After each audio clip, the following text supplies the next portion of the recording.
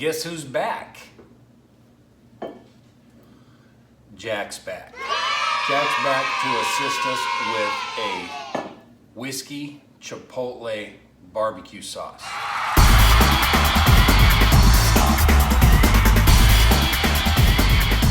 You are going to need a fresh bottle of whiskey because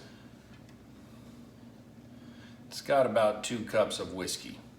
Again, I know you're saying, maybe you're saying, Brian, I don't drink.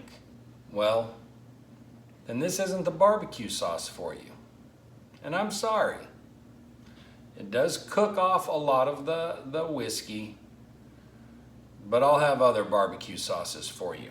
So what you need is your whiskey, 2 cups like I said, 1 cup of ketchup, 2 chipotle peppers with some of the adobo sauce. That's going to give us a good smoky flavor. If you don't want the chipotle peppers in there, then get you some liquid smoke because you still want the smoky flavor. But this is going to give it a little heat and the smoke flavor. 2 tablespoons of Worcestershire sauce, 2 tablespoons of malt vinegar,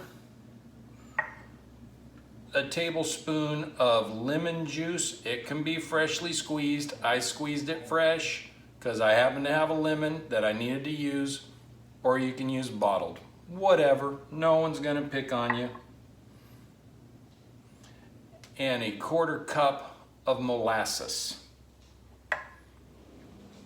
First thing we're gonna do is we need to separate our whiskey because we're gonna put it in, we're gonna use it in several different methods. So first thing you wanna do is get about 2 ounces of it, and we're gonna taste test that and make sure our whiskey's good.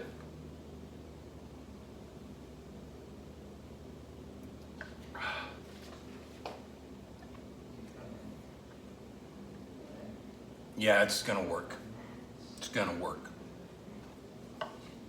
Now we want to separate it and get a cup of whiskey.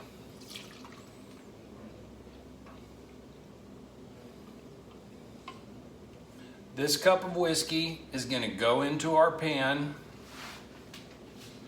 our saucepan, and we're gonna bring it to a boil. We're gonna reduce it down to where it's like maybe 2 tablespoons. That's step 1. So step 1, put your whiskey in your saucepan. I know, I've told you before. Gonna turn it on to a medium-high heat to bring it to a boil and reduce it down. Don't let it flame up on you, that's for sure. I know, I've told you before, I don't necessarily drink Jack Daniels, but I love the flavor for cooking. Don't call me a liar for doing the taste test, because if you're not willing to make sure that your product is good, then you're not doing anybody a favor. You're just throwing it out there and calling it good. So make sure you taste your whiskey to be sure that it's good. We're gonna let that reduce down, and in the meantime, I'm gonna chop up my chipotle pepper and have it ready to go. We're just under 15 minutes of letting our whiskey reduce, and as you can see, it's no longer 2 cups or anywhere near it. So we're ready to add the rest of our ingredients. So the first thing we want to do is get another 2 ounces of our whiskey, and again,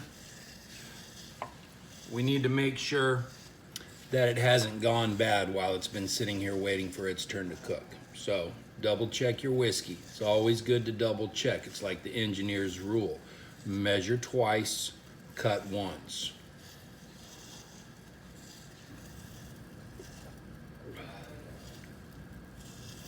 Yeah, it's still good. We'll add the rest. Got our chipotles that I've chopped up. Get those added in along with some of the extra sauce, our 1 cup ketchup,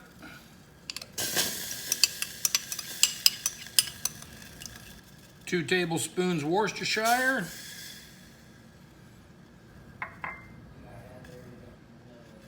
2 tablespoons malt vinegar.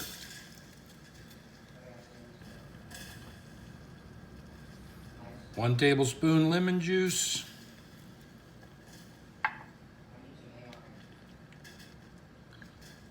1/4 cup molasses. Make sure you get all that thick gooey stuff out. And about a 1/2 cup whiskey. Save yourself a little bit. Get it all mixed up. We're gonna let it come to a boil. We're gonna turn it to low and simmer it for about 30 minutes. Well, we let that simmer for about 30 minutes. Thickened it up pretty good. Reduced it by a little bit, not a whole lot, but the main thing you want to look for is make sure it gets thickened up. I got some leftover Kahlua pork here that I'm piling on a good old sesame seed bun. Gonna top it with some of my whiskey Chipotle barbecue sauce. It's got a good bite to it, so don't be fooled. It's up to you. You can cut down the Chipotle a little bit if you like. I like the spice. I'll let you watch me eat if you want, but I don't require that. So, thanks for watching. I hope you give it a try. Be sure to subscribe to Eat This Grinds and Cocktails. Give it a thumbs up. Tap the little bell so you get notifications. Share it with everybody and enjoy yourselves. Be good people. Have a good evening.